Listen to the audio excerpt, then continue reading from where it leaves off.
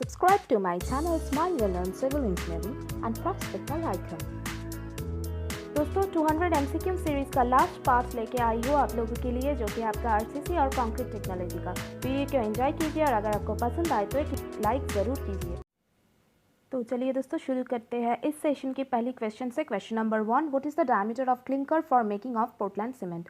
तो दोस्तों Portland cement बनाने के लिए जो क्लिंकर होता है उसका डायमीटर क्या होता है? 0.15 to 5 centimetre, 0.15 to 5 metre, 0.3 to 4 centimetre या फिर 0.3 to 4 मीटर। तो इसका करेक्ट आंसर कौन सा हो जाएगा? इसका करेक्ट आंसर हो जाएगा आपका ऑप्शन है 0.15 to 5 सेंटीमीटर।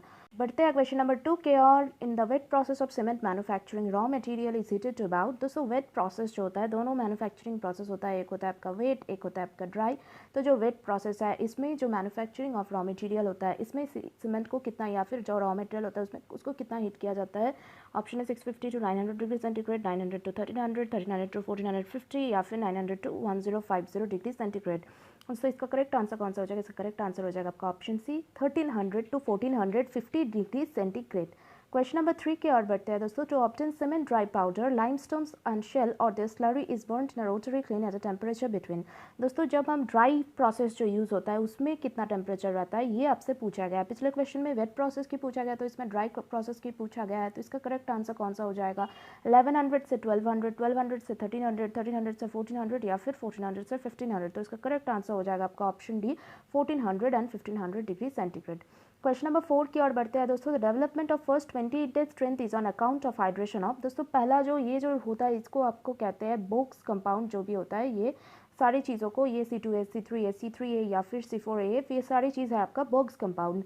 तो किस चीज़ का कि कौन सा कंपाउंड ऐसा है जिसका स्ट्रेंथ फर्स्ट 28 डेज में हो जाता है, जिसका हाइड्रेशन होने की वजह से हो जाता है? तो इसका करेक्ट आंसर कौन सा हो जाएगा? इसका करेक्ट आंसर हो जाएगा आपका ऑप्शन बी C3S जो होता है first 28 day development of strength, इसकी वजह से ही होता है। और जो बाद में होता है वो C2S की वजह से होता है।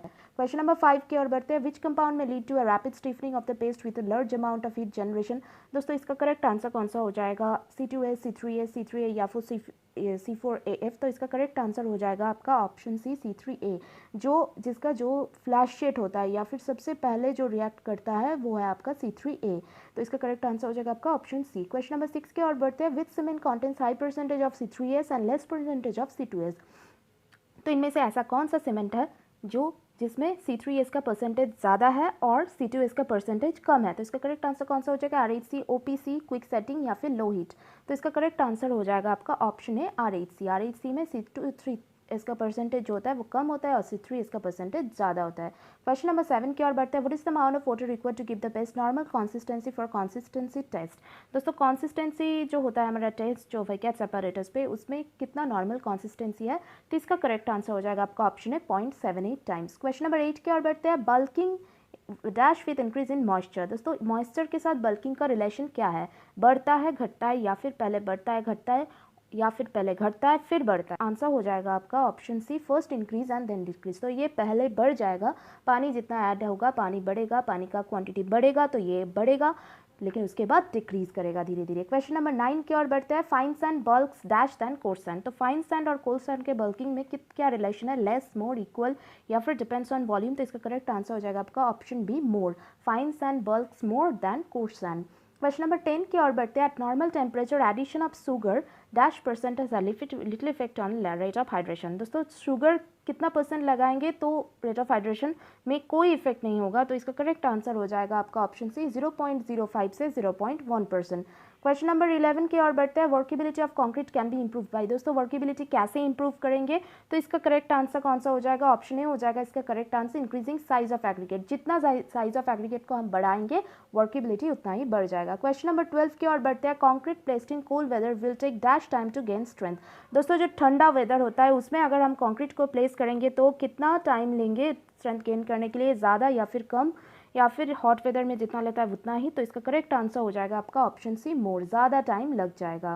क्वेश्चन नंबर 13 की ओर बढ़ते हैं। Which method is most common and cheaper for water curing. दोस्तों इनमें से कौन सा मेथड है जो सबसे चीप है, जो सबसे कम लगता है पैसा? तो इसका करेक्ट आंसर है पॉन्डिंग, स्प्रिंकलिंग, मॉइस्चर क्यूरिंग या फिर वेट कवरिंग। तो इसका करेक्ट आंसर है आपका ऑप्शन है पॉन्डिंग। क्वेश्चन नंबर 14 की ओर बढ़ते हैं। What is the range of water in M25। दोस्तों M25 में कितना रेंज ऑफ वाटर, ये वाटर सीमेंट रेशियो का एक क्वेश्चन है, तो इसका करेक्ट आंसर हो जाएगा आपका option D 21 to 27 litres. Question number 15 की ओर बढ़ते हैं। What is gel space ratio, gel space ratio किसे कहा जाता है, तो इसका करेक्ट आंसर हो जाएगा आपका option C volume of hydrated cement paste to the sum of volumes of hydrated cement and of capillary pores. मतलब जो सीमेंट पेस्ट होता है उसका जो वॉल्यूम है उसके साथ किसका ratio, volumes of hydrated cement और कैपिलरी पोर्स दोनों का जो मिला के जो होता है उसका रेशियो को हम कहते हैं जेल स्पेस रेशियो। इसका करेक्ट आंसर हो जाएगा आपका ऑप्शन सी। क्वेश्चन नंबर 16 की ओर बढ़ते हैं। When the cement paste is tested within the gauging time, तो गेजिंग टाइम दोस्तों क्या होता है, कितना होता है, तो ये बहुत ही कॉमन क्वेश्चन है और पूछा भी गया है बहुत सारे एग्जाम्स में। तो इसका करेक्ट आंसर कौन सा हो जाएगा, इसका करेक्ट आंसर हो जाएगा आपका ऑप्शन है 3 to 5 मिनट्स। तो नॉर्मली जो गेजिंग टाइम रहते हैं वो हो जाता है आपका 3 to 5 मिनट्स। ऑप्शन ए हो जाएगा आपका करेक्ट आंसर। क्वेश्चन नंबर 17 की ओर बढ़ते हैं। How many layers of concrete are placed to fill a slump cone. दोस्तों जो स्लम्प कोन होता है ये वाला होता है आपका स्लम्प कोन, तो यहाँ पे होता है आपका 10 सेंटीमीटर, 20 सेंटीमीटर, 30 सेंटीमीटर हाइट का। तो इसमें कितने लेयर्स में फिल होता है, तो इसका करेक्ट आंसर कौन सा हो जाएगा, इसका करेक्ट आंसर हो जाएगा आपका option B 3 equal layers by volume. By volume आपको फिल करना है 3 इक्वल लेयर्स में। क्वेश्चन नंबर 18 की ओर बढ़ते हैं। Inert material of a cement concrete mixes, तो इनमें से कौन सा ऐसा मटेरियल है जो कि इनर्ट है, जो किसी और कंपाउंड के साथ रिएक्ट नहीं करता है, तो इसका करेक्ट आंसर हो जाएगा आपका ऑप्शन सी एग्रीगेट। नंबर 19 की ओर 1% of voids in a concrete mix reduces strength about. दोस्तों 1% वॉइड रहेगा तो इसका कंक्रीट मिक्स में क्या स्ट्रेंथ का क्या असर इफेक्ट होगा, तो इसका करेक्ट आंसर हो जाएगा आपका ऑप्शन ए 5%। 1% वॉइस रहेगा तो स्ट्रेंथ का 5% रिड्यूस हो जाएगा। क्वेश्चन नंबर 20 की ओर बढ़ते हैं। The most useless aggregate is one whose surface texture is, तो इसका करेक्ट आंसर कौन सा हो जाएगा, स्मूथ, ग्रैन्युलर, ग्लासी या फिर हनीकॉम्ड एंड पोरस, तो इसका करेक्ट आंसर हो जाएगा आपका ऑप्शन सी ग्लासी। अगर आपका एग्रीगेट का स्ट्रक्चर जो है वो ग्लासी हो जाएगा तो वो हो जाएगा आपका यूजलेस एग्रीगेट। क्वेश्चन नंबर 21 की ओर बढ़ते हैं। Waterproof cement is prepared by mixing ordinary cement with. दोस्तों वाटरप्रूफ सीमेंट कैसे बनाया जाता है, ऑर्डिनरी सीमेंट को किसके साथ मिक्स करेंगे, resin, water repellent chemical, sulpho eminent या फिर मेटल स्टीरिएट, तो इसका करेक्ट आंसर हो जाएगा आपका ऑप्शन डी मेटल स्टीरिएट को ऐड करके हम वाटरप्रूफ सीमेंट बनाते हैं।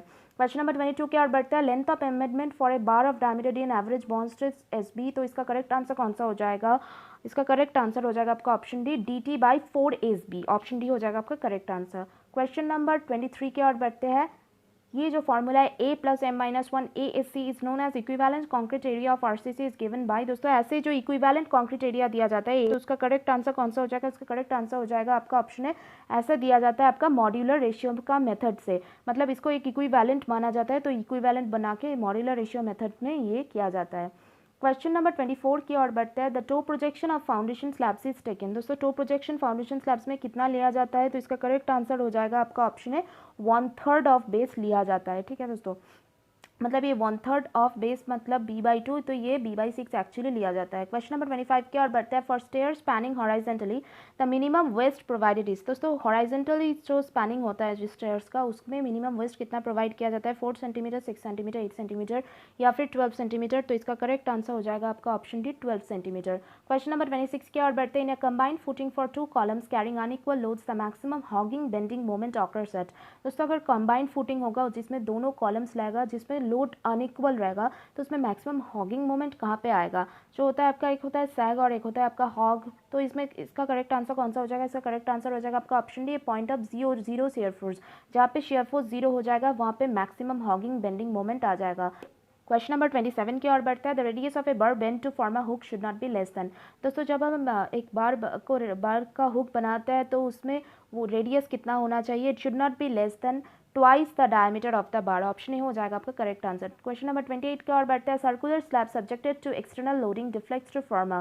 दोस्तों जब एक सर्कुलर स्लैब एक्सटर्नल लोडिंग के ऊपर आ जाता है तो इसमें डिफ्लेक्ट करके कौन सा शेप बना लेता है, तो इसका करेक्ट आंसर हो जाएगा आपका ऑप्शन सी पैराबोलॉइड। दोस्तों बढ़ते हैं क्वेश्चन नंबर 29 की ओर। Steel beam theory is used for, तो इनमें से कौन सा मेथड में स्टील बीम थ्योरी यूज होता है, design of simple steel beams encased in concrete, double reinforced beam ignoring compressive strength in concrete या फिर beam shear exceeds 4 times allowable shear stress। तो इसका करेक्ट आंसर हो जाएगा आपका option C doubly reinforced beam ignoring compressive stress in concrete। Question number 30 की ओर बढ़ते हैं। दोस्तों in a singly reinforced beam the effective depth is measured from its compression age to। दोस्तों अगर एक सिंगली reinforced beam रहेगा तो इफेक्टिव डेप्थ कौन सा हो जाएगा, तो इसका करेक्ट आंसर कौन सा हो जाएगा, जो बीम रहेगा उसमें जो कॉम्प्रेशन एज होता है और एक टेंशन एज होता है तो इसमें कौन सा डेप्थ को हम लेंगे इफेक्टिव डेप्थ, तो इसका करेक्ट आंसर हो जाएगा आपका option B up to tensile enforcement.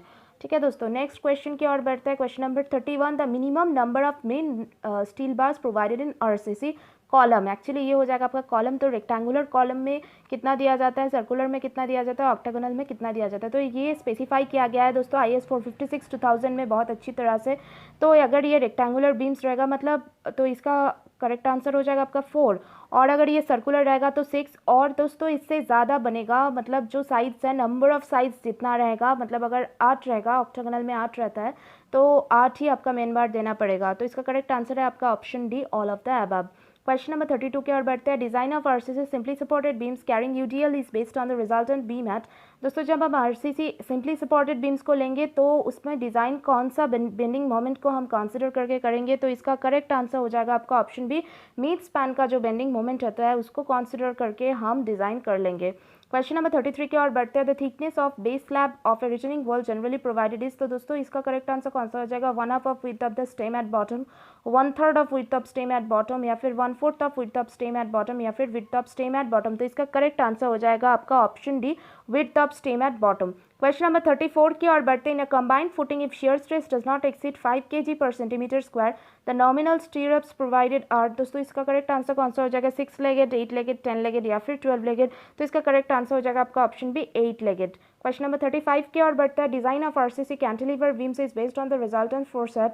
तो इसका करेक्ट आंसर कौन सा हो जाएगा दोस्तों, हमने देखा था कि जो आरसीसी सिंपली सपोर्टेड बीम है तो उसको हम मिड स्पैन का जो मोमेंट होता है उसको कंसिडर करते हैं, लेकिन अगर कैंटिलीवर रहेगा तो हमें कंसिडर करना पड़ेगा फिक्स्ड टेन का जो रिजल्टेंट फोर्स है उसको। ऑप्शन ए हो जाएगा आपका करेक्ट आंसर। क्वेश्चन नंबर 36 की ओर बढ़ते हैं। If D and N at the effective depth and depth of the neutral axis respectively then the lever arm. दोस्तों लीवर आर्म कौन सा होगा, D N, D plus N by 3 या फिर डी माइनस एन बाई 3। तो इसका correct answer हो जाएगा आपका option D, D minus N by 3। Question number 37 की ओर बढ़ते हैं। If the overall height of a retaining wall retaining a surcharge the width of the base slab usually provided is. तो इसका करेक्ट आंसर कौन सा हो जाएगा, इसका करेक्ट आंसर हो जाएगा आपका ऑप्शन बी, 0.48। क्वेश्चन नंबर 38 की ओर बढ़ते हैं दोस्तों। For a circular slab carrying a uniformly distributed load the ratio of maximum negative to maximum positive radial movement is. तो इसका करेक्ट आंसर कौन सा हो जाएगा, 1 2 3 या फिर 5। तो इसका करेक्ट आंसर हो जाएगा आपका ऑप्शन सी, 3। क्वेश्चन नंबर 39 की ओर बढ़ते हैं। As per IS 456 1978 the pH value of water shall be. तो दोस्तों कितना होना चाहिए pH वैल्यू ऑफ वाटर जो हम कंक्रीट को मिक्स करने के लिए बनाते हैं या यूज करते हैं। तो इसका करेक्ट आंसर कौन सा हो जाएगा, less than 6, equal to 6, not less than 6, या फिर इक्वल टू 7। तो इसका करेक्ट आंसर हो जाएगा आपका ऑप्शन सी, मतलब वाटर बिल्कुल भी एसिडिक नहीं होना चाहिए। क्वेश्चन नंबर 40 की ओर बढ़ते हैं। As the percentage of steel increases depth of neutral axis क्या होगा, डिक्रीज होगा, इंक्रीज होगा, या लीवर आर्म इंक्रीज होगा, लीवर आर्म डिक्रीज होगा। तो इसका करेक्ट आंसर हो जाएगा आपका option B, depth of neutral axis increase होगा। जितना स्टील का परसेंटेज बढ़ेगा न्यूट्रल एक्सिस डेप्थ उतना ज़्यादा हो जाएगा, उतना बढ़ेगा, उतना इंक्रीज हो जाएगा। ऑप्शन बी हो जाएगा आपका करेक्ट आंसर। तो देखिए दोस्तों ये था आज का सेशन और इस सीरीज़ का लास्ट क्वेश्चन था ये। तो ये सीरीज़ अभी ख़त्म हो चुका है, 200 क्वेश्चन का सीरीज़। बाकी सीरीज़ का लिंक आपका डिस्क्रिप्शन बॉक्स में दिया हुआ है। अगर आपको पसंद आई हो तो वीडियो को लाइक कर देना और ज़्यादा से ज़्यादा शेयर कीजिए।